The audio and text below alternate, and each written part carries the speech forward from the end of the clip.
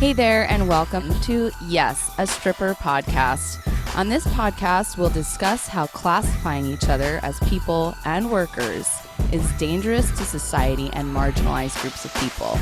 We'll also talk about the climate in and outside of the strip clubs and all of the amazing things that strippers do. And of course, we'll talk about all of the things in between. I'm your queen, A.M. Davies, and this is YAS, a stripper podcast. So I just got done chatting with Alyssa Aparicio, and it was an absolute pleasure. We have been spending time together via social media. That's actually how we met, is just connecting on Instagram and chatting and sort of collaborating. And I also was on her podcast, Pussy Empowered Podcast. So that was like our first step into really like speaking with each other after following each other for a bit. And then I guess like about a month ago, I was in Los Angeles and I was hosting the Dance Freak show, and Alyssa was there performing, and it was the first time we saw each other in person. But it was so interesting because when I saw her, it wasn't like, oh, I'm meeting you for the first time. It was like, oh, I'm seeing an old friend. Like that's how it felt, because you know there's just some people in the world that you just kind of feel like you know them somehow, not like you know them, but like that you just feel like a just a vibe, you know. And so that's how I felt when I laid eyes on her physical being in person for the first time. It was like, oh, there's that friend that I've known for a while. And so yeah, I really enjoy our conversations, and I really enjoyed this conversation specifically. And I think one of my favorite things about this conversation was that some of the things that Alyssa brought up were things that I was like, oh my gosh, I have never even imagined thinking that thing.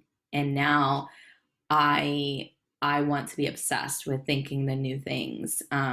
So, and I don't want to give too much away, but there were some aha moments in here for me. And Alyssa has just such a calming presence. And one of the things I will give away that I'm excited for you to hear more about is shining the sun on your pussy.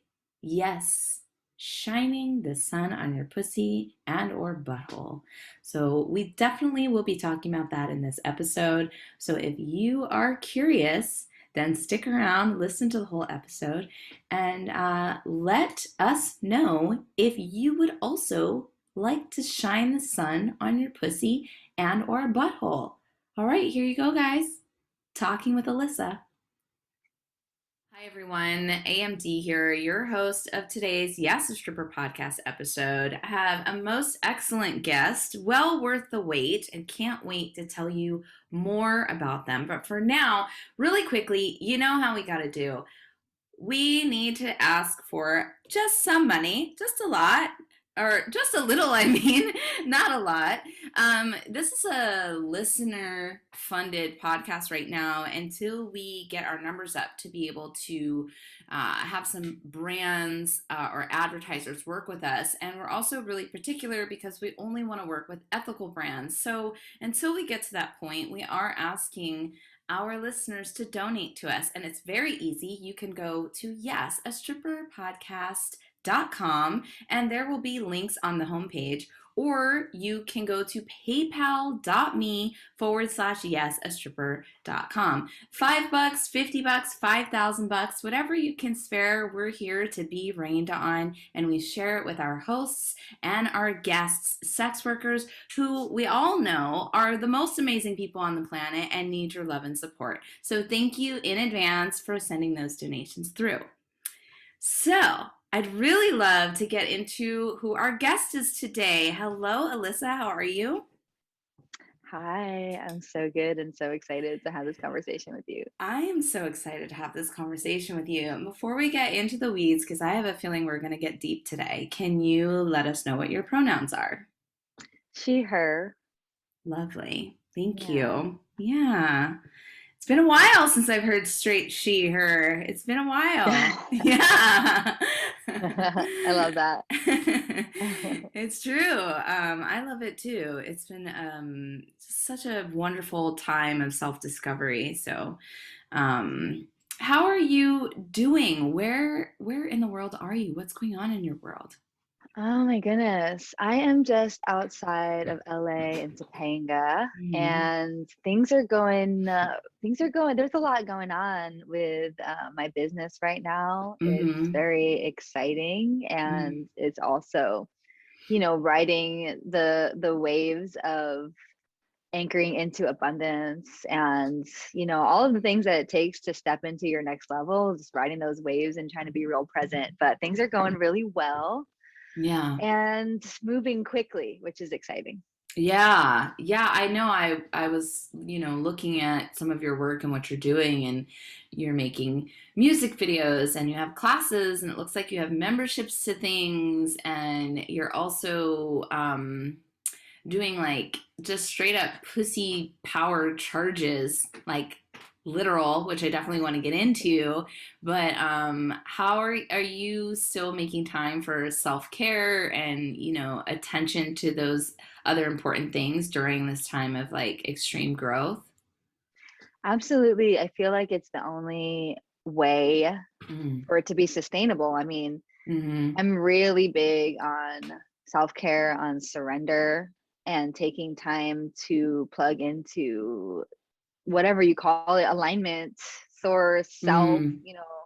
whatever it is that rejuvenates and nourishes. I'm extremely dedicated to that because don't, I didn't, decide to make my own business so I could just be a terrible boss to myself, Right. like I didn't become a stripper because I wanted to, I want to be able to create something sustainable that serves me as well. And the more that I'm nourished, the more that my cup is full, the more my clients receive from me, and the more generous I can be, and the more I can do, so I just really, Yeah. yeah, prioritize that a lot. Yeah. I think like in the past for me, my experience and what I would witness with others, like before there was like this huge awakening, which I feel like has been happening over the last few years. It's like, yeah, I was a horrible boss to myself. I was like, you need to make this money and you need to hit this goal. And I mean, I guess it worked for a little while, but then before I knew it, I was like, oh, I was in an abusive relationship with my workplace and with myself, Mm, you know? yeah, that's Have, so real. yeah, have you experienced that, or is that why self-care has become more important because you recognize that? Yeah, for sure. I mean, I think I am so ambitious, and the hustler Mm, in me is mhm. so, I'm sure a lot of you can relate to the hustler in us being like Yeah. fiery and a little bit scary sometimes. Because it's like this burning fire of how badly I want to do things and create things and make money. And it's like I've had to learn how to surrender more into trust, surrender more Mm, into allowing and receptivity, because if not, I burn out and I can't, it takes so long to recover from that burnout. And it's just mhm. like, I don't think it's a necessary part of the process. I think that we've learned from so many ways that you have to be the starving artist, or we have to no pain, no gain, and all that mentality. It just doesn't really serve us. So Right. I've had to work really hard I've had to play really hard and pleasure myself really hard to be able to like deconstruct that and get to a place of harmony. And I'm not always perfect at it. I still do burn out from time to time, but it's become more in flow than against the current. And that's really a Totally. release. Yeah, totally. I can relate so hard to that. And like I even catch myself now in moments where I'm like, oh my God, you're so swept up in capitalism and like let it go. And it's taking a really long time to like not continue the bad habits of like just the way we were. And when I say we, I'm speaking very generally. I'm not placing that on anybody else specifically. But yeah, it's really hard to break that habit, Hmm. you know? Yeah, but worth Yeah. it. So worth it. Yeah, I know. And it's like, how long do you think it takes before, or is it like is it like we'll always be dealing with it to a certain degree? Well, I think that it's really powerful to set an intention, right? Mm-hmm. There's been times in my life where my intention was set around healing my cycle, or my intention was set around, starting my business. And there's been times when my intention is like, I really got to break the cycle of burnout. And I think that whatever you put your intention towards, and you really show up to it, I Mm-hmm. don't think I've been thinking about this a lot recently in terms of manifestation. Like Mm-hmm. anything that you want really badly, Mm-hmm. there tends to be this point where you're just like, oh, I want this thing. And there's like tension, right? And I feel like the sooner we can recognize that we're in that place of scarcity and tension, the sooner we can relax it and ease into it and soothe it, and then get back into a place where we can even receive it, you know? Right. So I don't think it has to be long and strenuous to break it. It's just a matter of, how committed are you to showing up to it, and Right. Yeah. Like, is it a fleeting thought, or is it like, okay, I've discovered this new way of being and I'm committed to this new way of being, even through the ups and downs of it, exactly, basically. Yeah. exactly. And I think that can be applied in so many facets of life as well, to like diet changing, or like, our anti-racism work, or, how we treat our family members. Like it can just be like, it's just all across the board, right? Totally. And Yeah. once you have an example, for me, I actually lean on the example of stripping a lot, because Mm-hmm. when I started, I wasn't making nearly as much money as like in the years to come. I was so uh like I just didn't know how anything worked. And it was really frustrating in the beginning, and really I was in a place of scarcity for a while with it, Mm-hmm. just like watching everybody make the money and being like, what am I doing wrong, or whatever, and having to learn and grow and trust myself and understand my own flow within it all. Mm-hmm. Like having come from that place where I was having, what now I consider bad nights, to the place where I have great nights now, and like more consistently, and understanding that things just take intention, and things take I don't want to say time, because I feel like time is kind of flexible in this. Like it's Sure. more about intention. And now in looking at my business, it's been the same thing. It's like, okay, there's a learning curve, and I respect and I trust the flow, and I know that if I have this bigger vision, it will eventually come if I keep putting one foot in front of the other. Mm-hmm. So can you tell us more about this business and what it means to you and what your Yeah. vision is? Yeah. So my business is called Pussy Empowered. Mm-hmm. And it is, I believe, when you untame your pussy, you access your power. I feel like underneath, so many of us carry around shame and doubt and fear when it comes to our bodies and being socialized as women, identifying as women. If you're listening to this and you can relate to that, you know, underneath all of that shame and doubt and fear and heaviness and burden, I think there's just so much power. Mm-hmm. Power not necessarily in the way of domination, although it can mean that, right? In the way of like that we've seen it modeled Mm-hmm. in this patriarchal, in the toxic elements of the patriarchy that we witness, like violence and Yeah.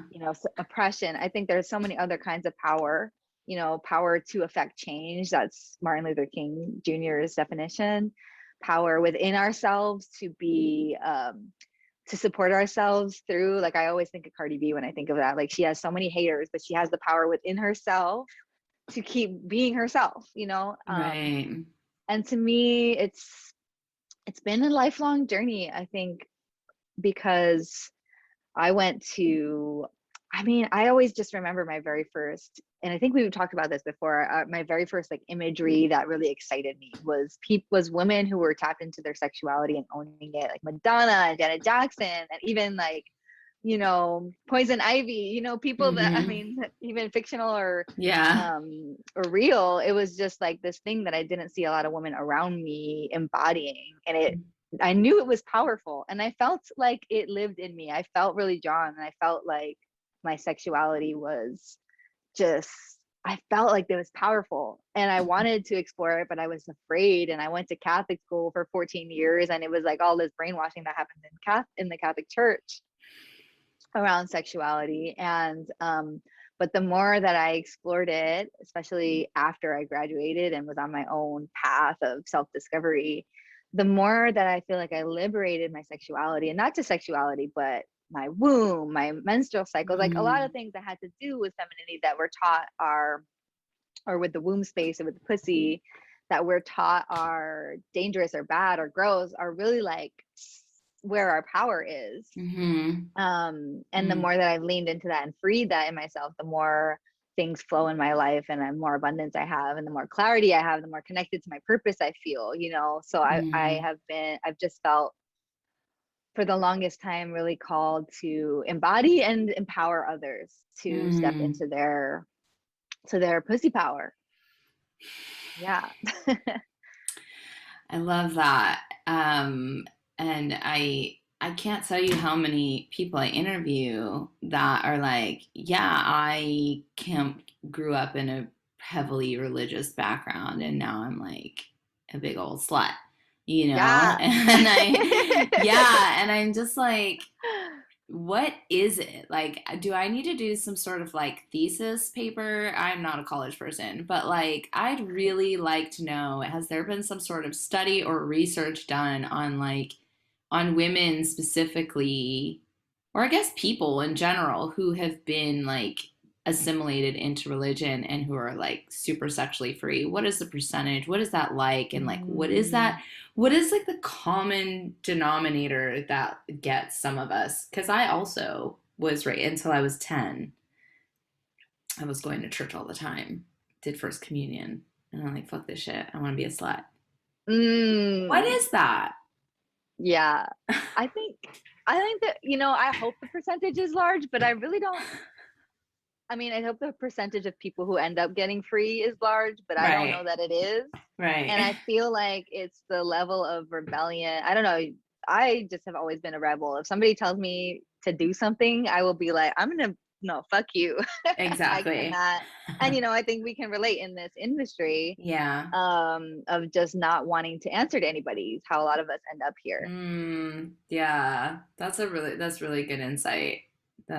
Thank you for putting my mind at rest in that area. I could talk about that all day. Yeah. I love thinking about that. Yeah, that's amazing. And something else you said about how we're taught that, you know, like the things surrounding our reproductive organs and like our sexual organs we're taught that those things are bad, but actually those things hold the most power. And like, you know, I guess from a conspiracy theorist point of view, like, do you suppose that they make us think it's bad because they know we're so powerful? Yeah, I do. Yeah. I do. And I think that it has to do with control, Mm-hmm. and control of sexuality in general Mm-hmm. mm, is very effective, because sexuality is a connection to our wisdom and creativity. And even, you know, I don't know, I feel I'm a very spiritual person. I'm not religious, and I don't like thinking about it in terms of dogma, but I do feel a connection to something bigger. And Mm-hmm. I feel that connection more strongly when I'm tapped into my sexuality, when that feels Mm. fed and nourished and explored. Mm. So yeah, I really do think that it stems from a long legacy of patriarchal oppression.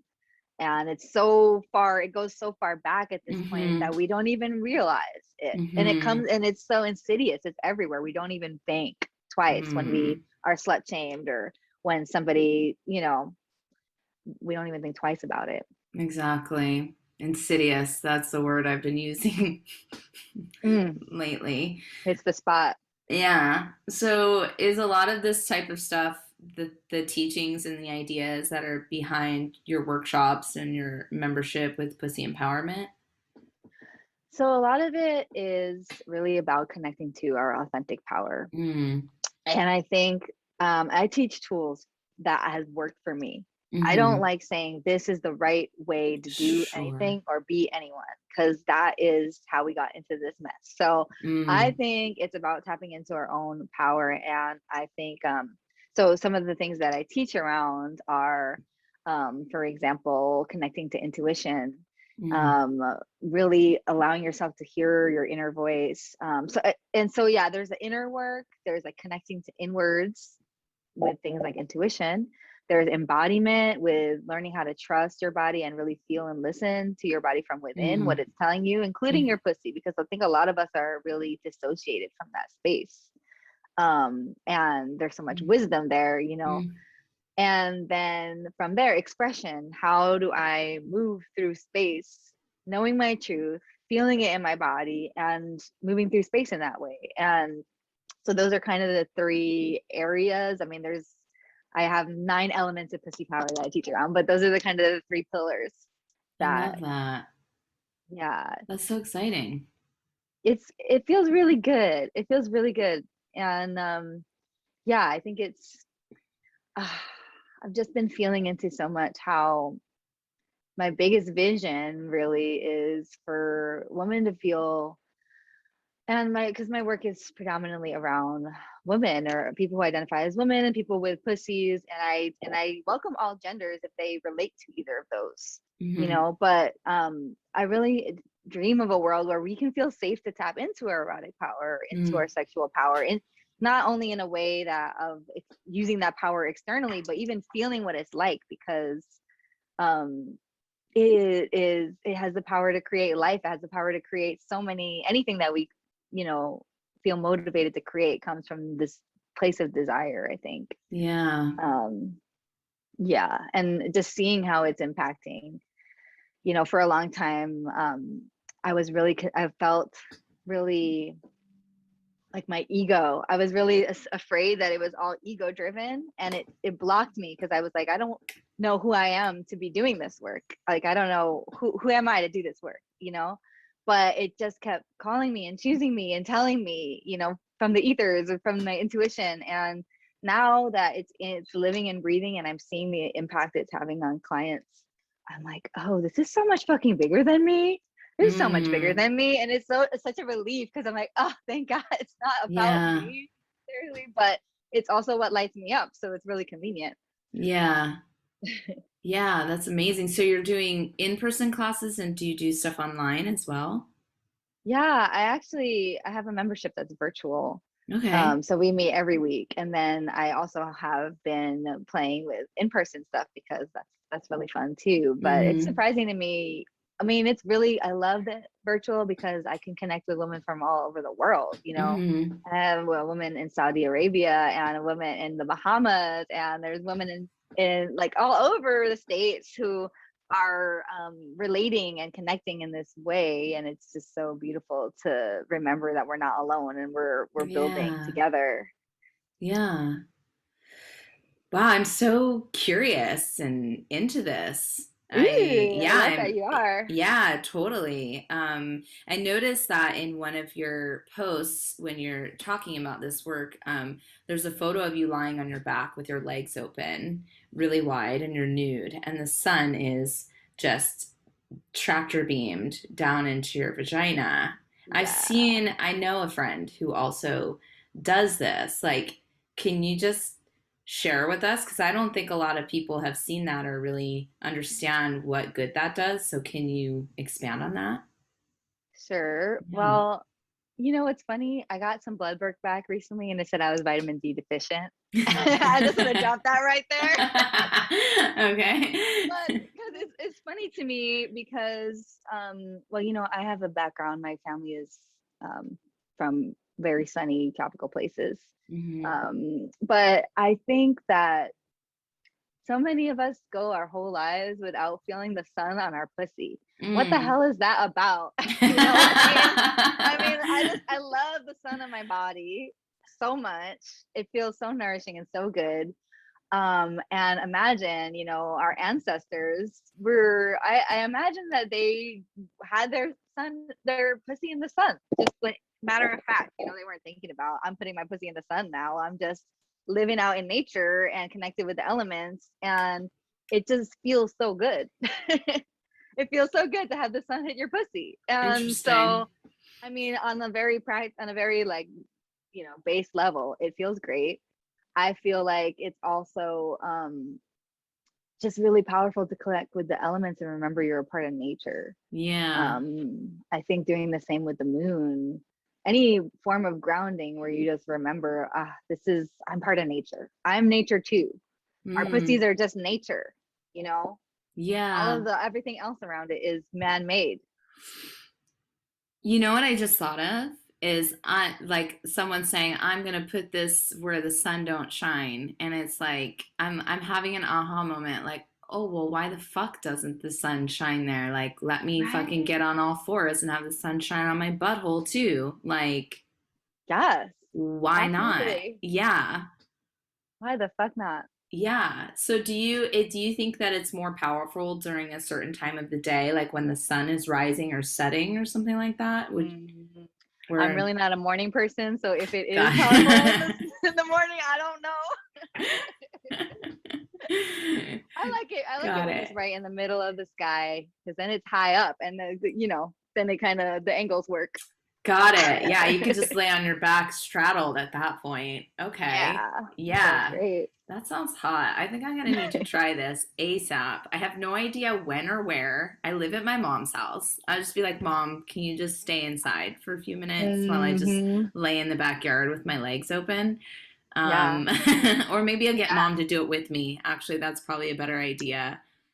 That's such a beautiful bonding experience. Yeah, I might. We've had some crazy That's so bonding sweet. experiences, so, you know. Mm, Yes. Oh my I gosh, love I'm that. so excited to try. I'm gonna report back to Ooh, do you. it, please. Yeah. Please let me know. Let me know how I it will. I have to goes. talk to her about it tonight at dinner first, so we'll see how that goes.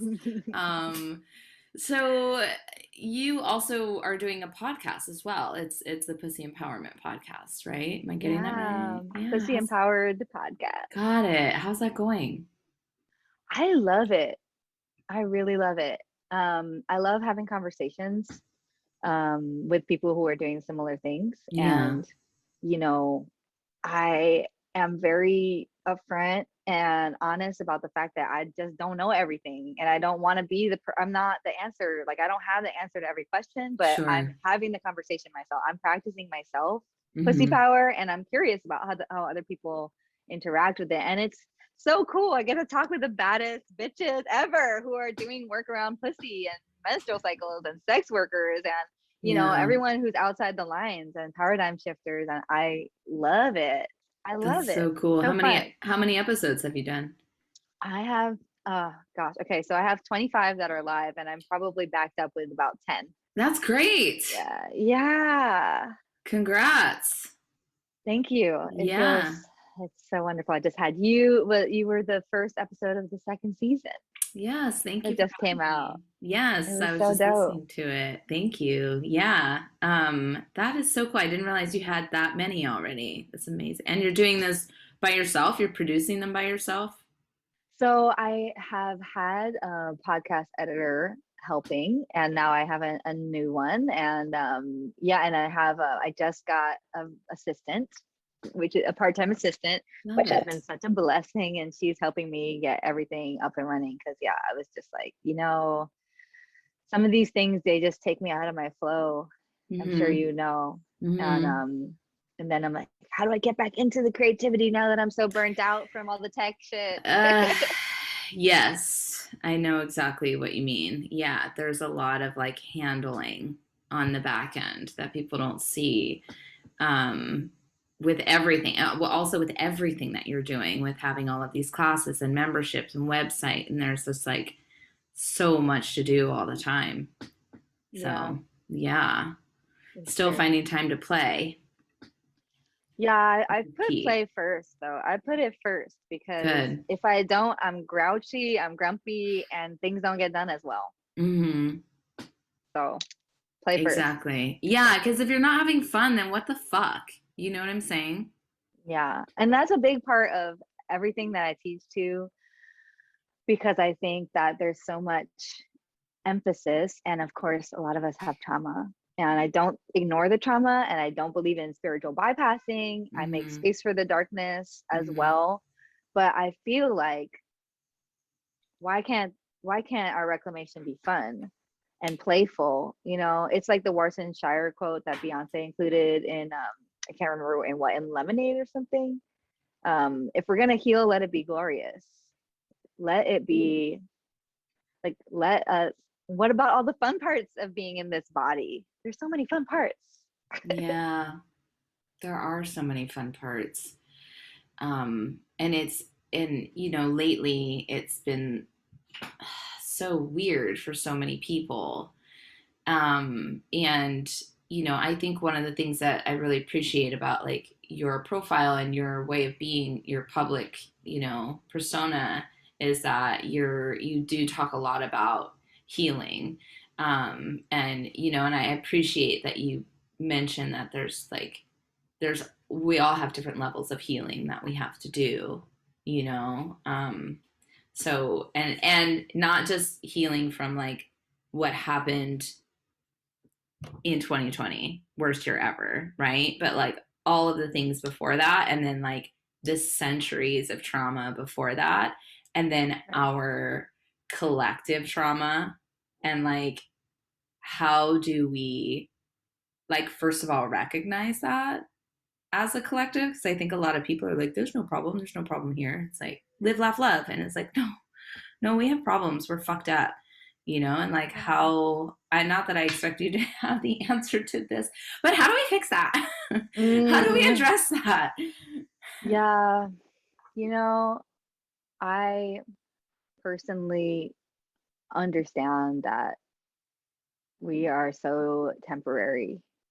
Like death is always waiting around the corner. Mm-hmm. And it's always part of our existence to know that and be with that, and death in all its many different ways too, right? And it's like I use that as a motivating factor to live as alive as I can live while I'm here.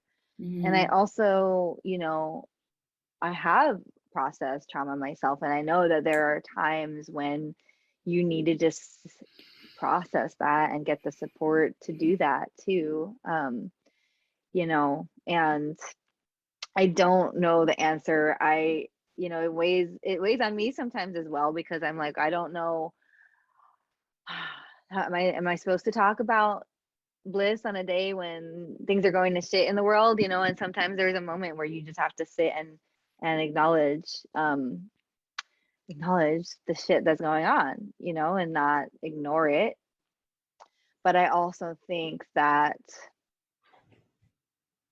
that healing through pleasure is really powerful. And remembering that in the end, we are just having a physical experience here, and connecting into that reality, into your body, and nourishing yourself from your body, nourishing yourself with pleasure and connection it's worth it, I think. Yeah. Yeah. And so it brings me to like, one of your posts that I saw on Instagram, because I mean, everyone knows I stalk my guests on Instagram. So there was that post with you and the rose on the furry carpet, and which was just so visually satisfying, by the way, because it's like, oh, that furry thing looks so soft, and then your rose was so delicate, and then your hair was just like falling on your skin. It's like one of those art videos where they're like, why is this so satisfying? That's what I felt like watching you. By the way, that's my review. Thank you. Yeah, but you mentioned in the post about like, not being safe, and how we spend a lot of time not being safe, or feeling as if we're not safe. And I relate to that so much. And even as a white privileged person, I can relate to not feeling safe a lot of times as, a person in a female body. And like, you know, me personally, I've trained myself to like read a room to make sure, like, am I okay in this room? And I think, and I've never really taken stock of how many times I've done that. And it's like, it's just so fucked up that we're just walking around like that every day. And like, do you have any ideas of ways that like someone could, produce self-care for themselves, like around that type of like feeling and shit that we deal with all the time as women, as in female bodies specifically. Yes. Yes. I think that if we never experience what it's like to feel safe in our bodies, that's such a shame. You know, if we never get to experience the surrender. And I think that the world is not designed and set up necessarily for that. So I've taken it upon myself to create that space for myself. And, you know, I've had teachers and mentors along the way that have shown me that it's even important to begin with. But taking the time to feel safe in my body every day, to connect into that with, you know, grounding, just getting present, allowing my nervous system to calm down, allowing myself to experience pleasure with sex magic, with self pleasure, with embodiment, just being in my body and allowing it all to just settle. And then, you know, understanding how important that has been for me has been the inspiration behind creating those spaces for others. And um, I think that holding that space for other people, other women in particular, what happens when I see another woman relax into her body and feel the safety of the community and say, you know, say things like, I've never felt this grounded before, or I've never felt this way before. Something, just see something crack open. It's such a gift. I think it's, and you know, can we move through the entire world feeling that safe? I find myself taking different postures in different spaces too, you know, and standing more, I don't know, aggressively or with a bitch face, you know. Oh, yes. You know I what it is. I'm know. from the Bronx. I'm from the Bronx. Like I grew up like walking through space with armor on. Yeah. But I think, again, I keep using the word worth it. That's all I know how to, like, that's how I know how to describe it. It's worth it for us to feel in our bodies in this lifetime what it's like to feel safe. And in the meantime, where the world gets it together so that we can actually be safe, then I still think it's important to experience and have that opportunity. Yeah, I feel like as an advanced species, it's more than worth it. I feel like we deserve it, and it's like a birthright. And as an advanced species and an evolved species, and one that walks around basically thinking it's the best species on the planet, it's like, well, in my eyes, we haven't really evolved that much from the way animals behave. I watch a lot of Planet Earth, a lot of animal documentaries, and they fight over land, and they fight over pussy, and they fight over food, and they fight over resources, and they kill each other over it, and they have like literal planned wars. Like they literally plan wars, like the hyenas and the monkeys, like they all do it. And like I watch this and I'm like, we're not really that far off from the rest of them. And so the way I see it, I'm like, it's our birthright at this point. Like we evolved to the point where we can work on a higher consciousness level, and like, why are we still operating this way? I don't know about you, but I get slightly frustrated with the pace at which we move. It's extremely frustrating because I honestly I don't feel like I see so many women doing the inner work. I don't see a lot of men doing that. And of course it's because they don't see a big problem. It's working for them. They don't have the problem. I mean, right. they're not really as free as they could be, or in their power and integrity or in alignment as they could be. It just, you know, they're coasting. What's that word you said? They're coasting. Oh, they're coasting. Oh, I thought it was a big word that I didn't know because it cut off for a second. But I know what you mean. It's frustrating, but I also feel, like you said, a birthright. I feel a responsibility to my ancestors as well, to, you know, my grandparents who immigrated, to my own parents, all the women that I can even see with my eyes that I've known in this lifetime, and the ones I've known before them who didn't get to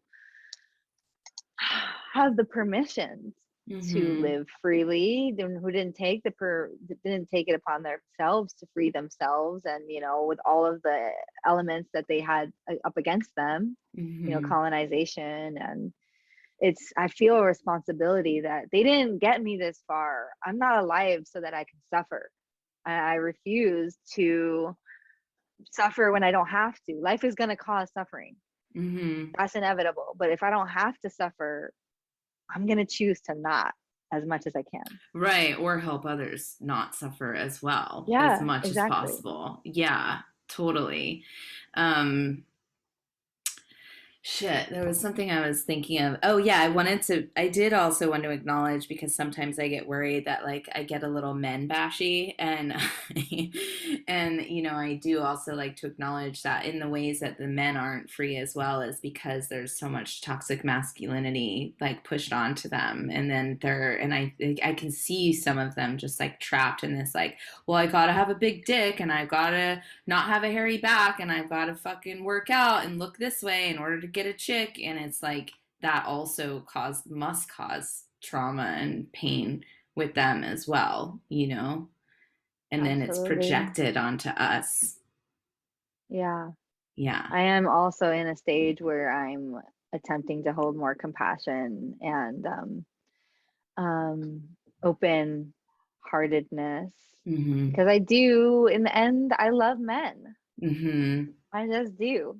I love them. I And know. I want them to heal too. I Yeah. want them to be doing the work with us and supporting us. Mm-hmm. I want to feel safe spaces. I want to feel safe with them. Yes, that would be glorious. Wouldn't it be fucking glorious? Yes, Yeah. for all of us. I'd love to see that. So And I've thank had the opportunity to experience what that's like, and it is beautiful, and I want it more. I want it for everyone. Yeah. Yeah. I don't know if I've been in a room with just men and I was like, I'm 100% safe here. I don't know if that's ever really happened to me. Yeah. What a Yeah. shame. Yeah, What a shame, totally. because how much we have. I mean, I'm speaking in a kind of heteronormative dynamic right now, but like how much we have to give each other when when Mhm. it's from a place of play and safety, Mhm. and it's so, it can be so juicy, but instead we're in a war where, Mhm. and it sucks, but I'm committed to another way, and I'm allowing my third eye to open, allowing myself to visualize what would it even be, a lot lately. What would it even be like to be in a world where it felt safe? What would it be Oh, like to be in spaces where it felt safe? Like just holding that possible, I love that. Like, why not envision that? Exactly. I love that. I've not even thought. That's not even a thought that occurred to me. I would like to envision me in a space with a room full of men and I feel completely safe. I've never even had that thought. right? Yeah.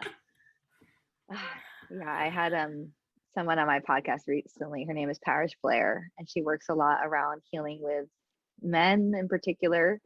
And she really invited me into this. She's like, I see a lot of women's empowerment coaches really just bashing men, and I don't feel like it's the future. I feel like the future is holding a possibility for what if we Mhm.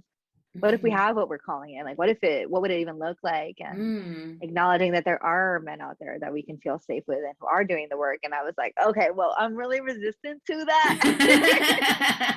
But it's taken me time to sit with it and say, okay, well, what is my wildest imagination even make that have? There's a lot of really beautiful things that have come through thinking about that, or, fantasizing about that. Right, right. Oh man, you're really making me think about a bunch of stuff that I never thought about before. I hope Ooh, cool. same for the listeners out there. Yeah. Okay, well, you've got a lot on your plate, but you're making a documentary also. Yeah. What's the documentary about? The documentary is about women in flamenco dance in Spain. Um, because this has been a documentary a long time in the works. So we've been chipping away at it, me and my partner, who's also my creative collaborator.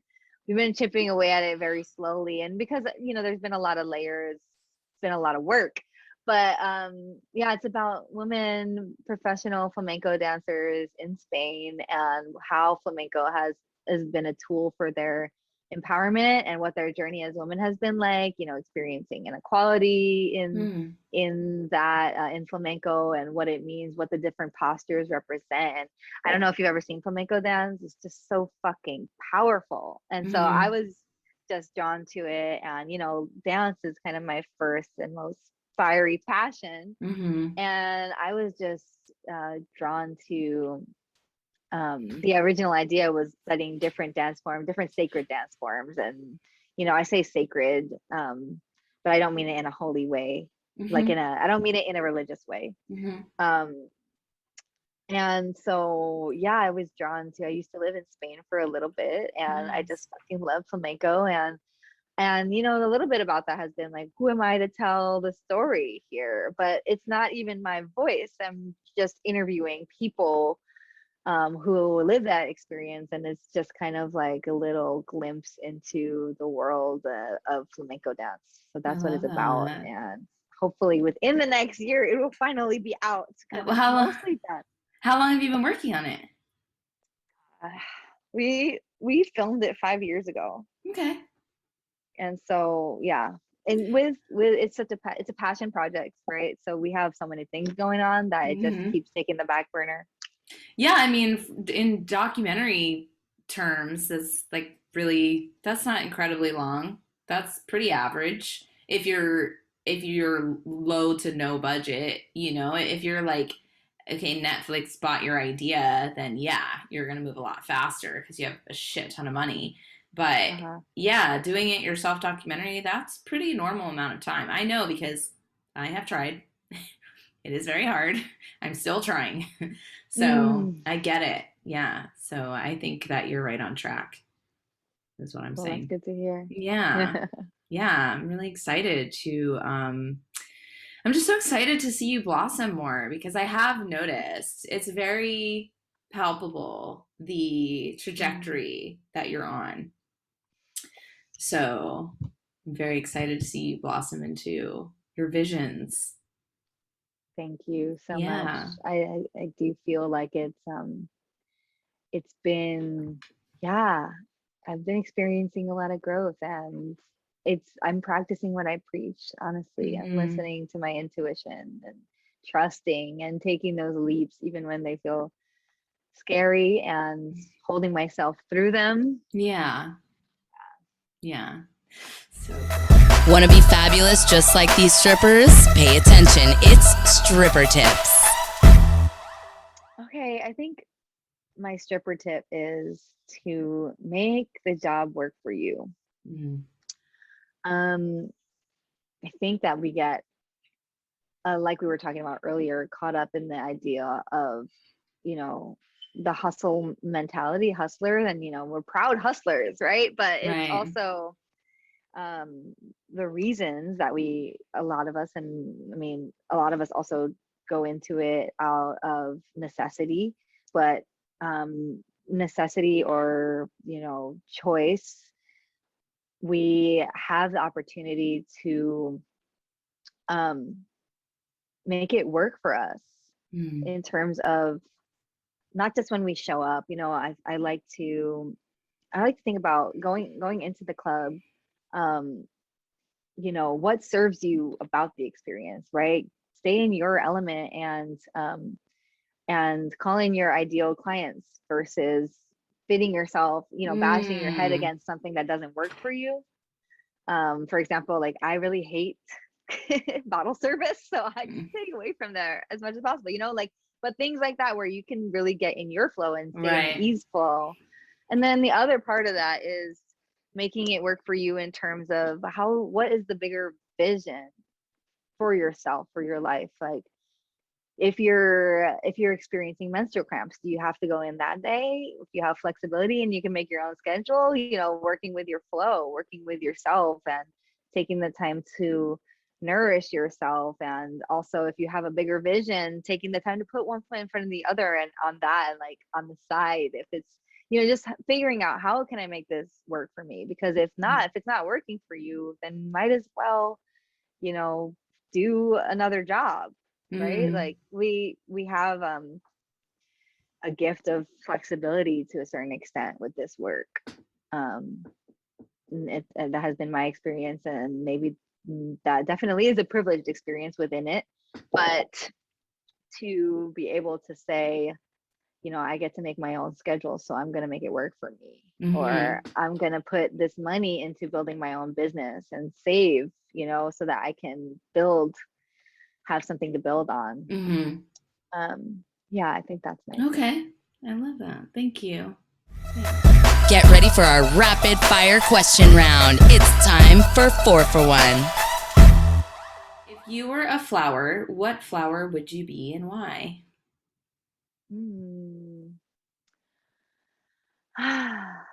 Well, I just keep seeing a big open rose. Nice. Because it's just like so pussy-like. Oh, it is. So pussy-like. I love that you just have a random Have open one right rose here. next to you.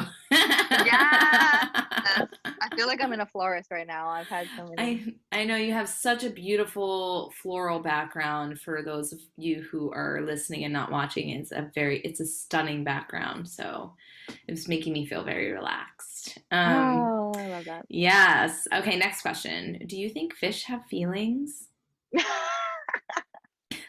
I don't see why they wouldn't.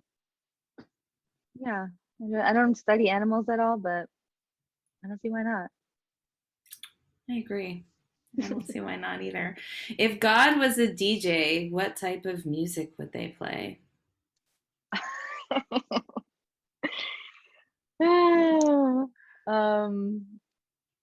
Pussy rap.